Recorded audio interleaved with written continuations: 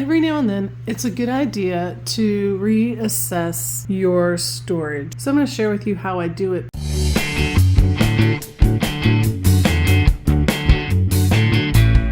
My studio started out, I had all kinds of space. When I moved up here, everything was sort of arranged nicely, and now it's starting to get kind of cluttery looking, and it's not super functional anymore. My goal for today is to get all my paper that is in these containers here into these containers here.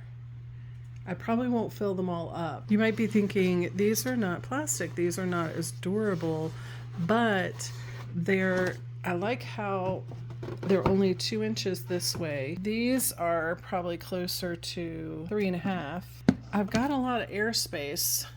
Every single one of these containers has airspace in them that's not filled. So I think these are going to be more efficient. I'm going to be able to store the same amount of paper on my shelf without taking up the same amount of space. So I have 10 of these on this shelf, counting these 2, and I'm going to try to reduce it down to 8 of these. So let's see how we do. I'm going to start by staging our sorting area. Here's the setup. I do have 10 boxes open, and I love the way they're just sitting open for me. That's going to make it easy. And then I have my paper cutter, and I also have a straight edge. So if you don't have a paper cutter, you can use a straight edge. These are 10 by 12. So some of these papers here are 12 by 12.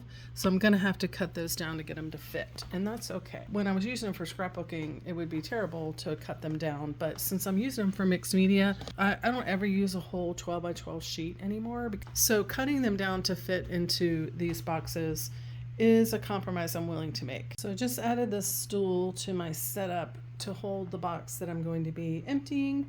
And I found another box hanging out over in my workspace. So I actually have 9 now that I'm condensing into hopefully less than 10. So let's see how we do. Arranging my paint by color has been so effective and efficient for me. So I'm gonna actually arrange my paper this way too.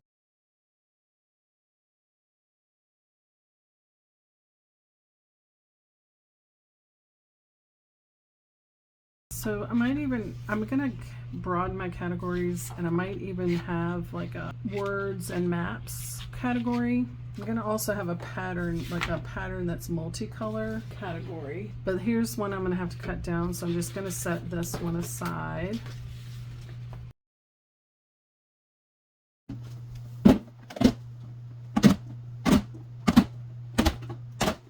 Now these boxes that were not the best use of space, really weren't working for me, are empty. One exception is this one, and the reason I'm holding on to it is because I still teach a lot. I do group things, so a lot of these papers are whole sheets, and they're repeats of a lot of what I've already sorted. So I'm going to hold on to those for now. I may need those as a resource. This is the amount of space I'm willing to commit to that.